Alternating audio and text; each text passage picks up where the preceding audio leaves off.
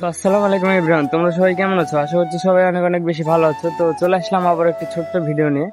তো আজকের ভিডিওতে তোমাদেরকে দেখাবো, মানে আমাদের যে গরুটা আছে সেই গরুটা এই যে সকাল থেকে এরকম ভাবেই আছে। তো এর জন্য কিছু চারা করব, চলো দেখা যাক কি করা যায়।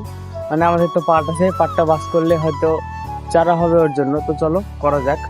তো গাইজ, এই যে দেখো আমাদের গরু, অবস্থাটা দেখেছো?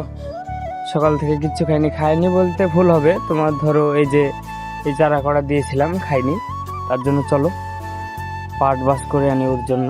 এই জায়গাটা তো আমার দেখি অনেকটা ভয় লাগছে। এই জায়গাটা একটা বড় সাপ ছিল, তোমাদেরকে আগের ভিডিওতে হয়তো বলেছিলাম।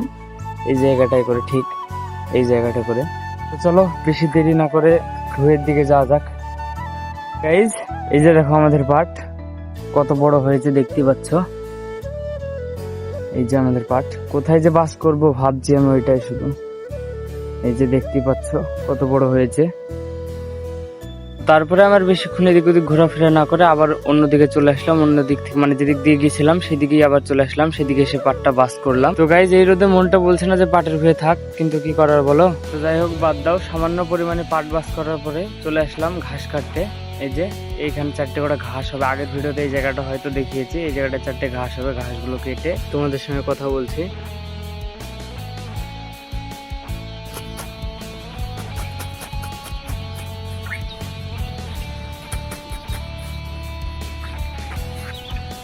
ঘাসগুলো কেটে নিয়ে চলে আসলাম। এই যে এখন চুর টুর করবো গরুর জন্য। তো তোমরা দেখো। তো কি বলবো গাইজ, এই রোদ আর কিছুই ভালো লাগছে না, কিন্তু গরুর জন্য তো এটা করতে হবে বলো।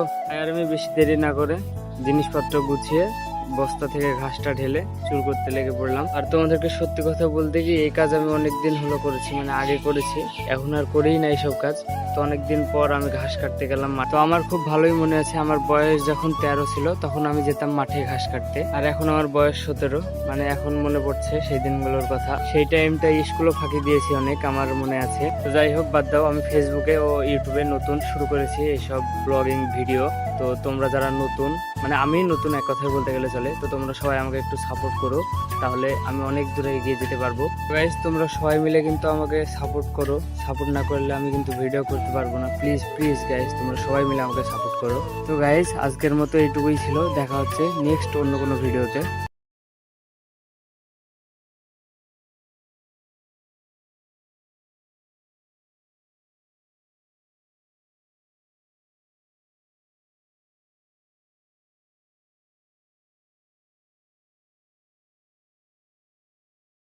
তো গাইস, আজকের মতো এইটুকুই ছিল। দেখা হচ্ছে নেক্সট অন্য কোনো ভিডিওতে।